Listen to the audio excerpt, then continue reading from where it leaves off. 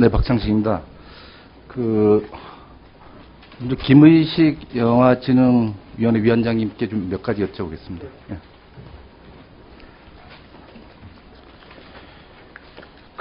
영진이가 제출한 영화 발전기금이 연도별 소진 추이를 보면 법정 부담금의 폐지 후 추가 재원을 조성하지 않으면 2020년에 기금이 모두 소진될 것으로 전망하는데 이렇게 되면 어떻게 되는 거죠?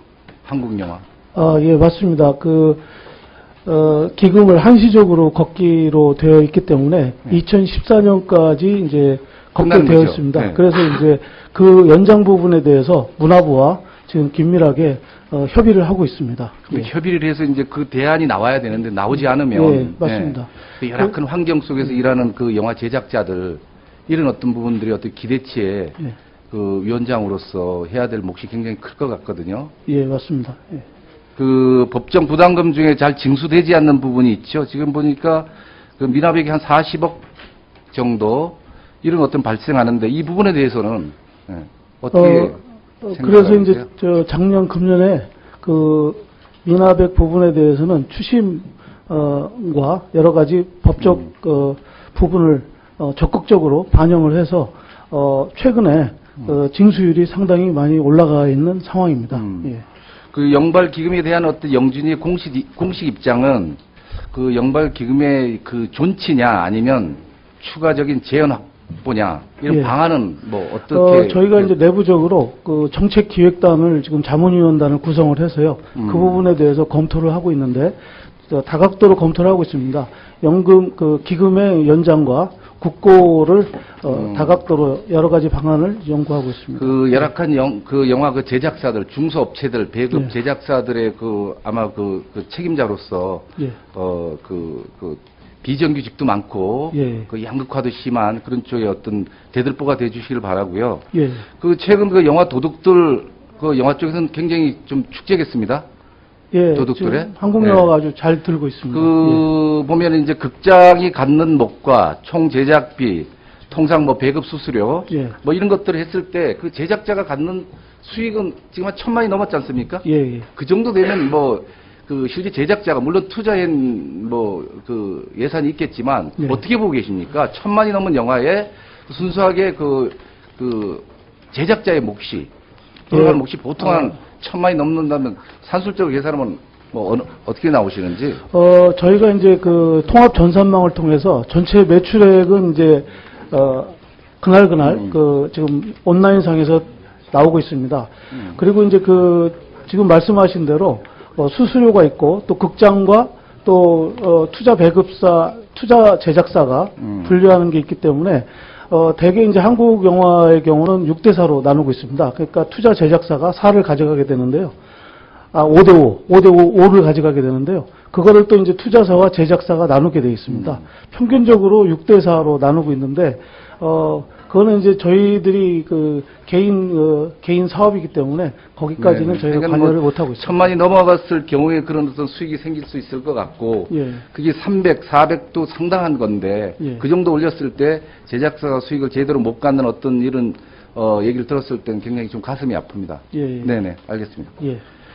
다음에는 어제 방통에서 제가 질문을 했는 건데, 오늘 장관님께 좀 여쭤보겠습니다. 네. 중복되는 어떤 업무 처리 문제 때문에 방통위와 문화부 관계, 이거는 각 직원들도 같은 어떤 느낌을 갖고 있고, 방송법 또는 시행령을 개정할 때 방통위에 저는 편성 정책과 문화부는 방송 영상 광고과 같은 얘기를 가지고 계속 하고 있거든요. 저도 여기 들어오기 전에 그런 걸 같이 이렇게 이제 공유를 했습니다만, 어떤 표준 계약서를 양쪽에서 서로 만들고 있고, 그럼 지금 대한민국의 한류의 드라마나 어떤 방송사하고 어떤 계약 관계를 보면 가이드라인이 없습니다. 몇 년 전에 만든 거가 있긴 하지만 권고사항일 뿐이고, 그래서 이런 것을 방송법에 표준 계약서를 방통위와 문화부가 제대로 좀 만들어서 그 방송사와 외주 제작사가 계속 입씨름하는 걸 막을 생각이 있으신지. 어제는 방통위원장께서는 하시겠다고 말씀하셨거든요. 네, 저희도 준비하고 있습니다. 네. 그거를 그래서 그건 확인차기로 말씀드리는 겁니다. 그건 어떤 실국장하고 해서 제대로 좀 방통위하고 같은 목소리를 냈으면 좋겠습니다. 다음에 이번에 런던 올림픽 개막식 참가하셨나요? 네, 참. 개막식 다녀오시고 소감이 어떠셨어요? 역시 베이징 올림픽 때도 그렇고, 런던 올림픽 때도 그렇고, 이런, 이 스포츠 제전이지만 자기 나라 문화, 이런 걸 활용해서 콘텐츠로서, 소위 문화 콘텐츠로서, 그 다음에 이제 아날로그적인 것도 있지만 디지털 이런 것들을 잘 활용하고 있다. 제가 왜 말씀드리냐면, 거기에 런던 심포니나 폴 맥카트니 등 상당히 예수라는 사람이 그 개막식을 들었을 때 가슴이 울렁울렁하고 참 벅차고 이런 어떤 부분이죠. 그럼 우리 한류가 지금 전 세계를 좀 흔들고 있지 않습니까? 네. 저희들도 그렇게 돼야 되지 않겠어요? 네. 그럼 지금 한류를 굉장히 아끼시고 한류의 발전을 막 만드시는 장관께서 이대로라면 우리가 앞으로 한류에 가장 시급한 게 뭐라고 생각하시는지?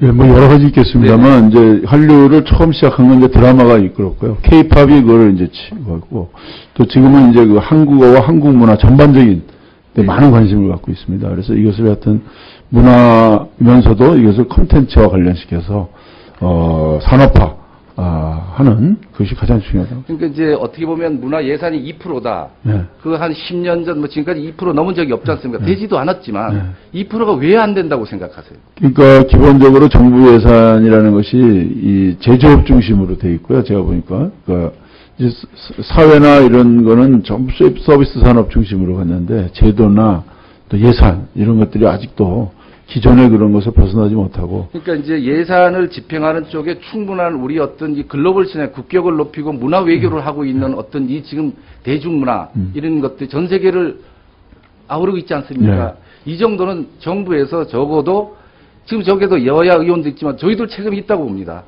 저희도 그 예산에 힘을 그런 어떤 부분이기 때문에 오히려 여야 의원들한테도 강력하게 메시지를 던질 수 있는 컨텐츠를 주셔야 네. 그걸 가지고 정부에 대항을 할 수 있고 그리고 이런 어떤 이 적은 예산으로 이런 어떤 국격을 높이고 문화 외교를 하는 게 언제 있었습니까? 이 부분에 설득을 충분히 해야 되는데 지금까지 그런 것들이 굉장히 미진하지 않았는가 이런 생각이 듭니다. 그래서 내년도 예산에는 저희가 한류라는 파트를 하나 만들어가지고요. 거기에 이제 한류와 관련된 문화 콘텐츠라든지 그래서 과거에는 문화가 뭐 밥 먹여주냐 그러지만 지금 실제로 문화가 밥 먹여주기 때문에 그렇죠. 핵을 그런 쪽으로 있는 나라보다 문화 강국이 오히려 좀 앞서가지 않습니까 이제? 예, 그리고 이제 제품을 수출하는 나라는 100여국이지만 문화를 수출하는 나라는 10개가 안 됩니다. 네. 이제 그런 것들을 지금 기재부에 그다음에 문화를 지금 우리가 관광객이 매년 100만 명씩 늘어나는 이유도 한류 때문이고 그다음에 이제 외국에 수출이 많이 되는 것도 사실 한류가 브랜드 가치를 높이는 거기 때문에 그런 쪽으로 이제 기재부를 설득하고 있습니다. 예. 문화 광고를 가기 위해서 지금 장관님도 하고 계시지만 한류 기획단을 범 규모로 한번 만들어 보실 생각은 없으십니까? 예, 뭐 그래서 지금 일단은 저희들이 부에서 시작했고 다른 부처와 지금 계속 MOU를 맺고 또 다른 민간 기구하고도 같이 이렇게 지금 하나하나 지금 해나가고 있습니다. 네, 수고 많으셨습니다. 장관님, 내년에 한류 예산을 만들려 한다. 내년이 언제를 얘기하는 거예요? 이거 2013년 예산입니다. 그러니까 올해 올라가는 예산에 예. 어느 정도 규모로 생각하십니까?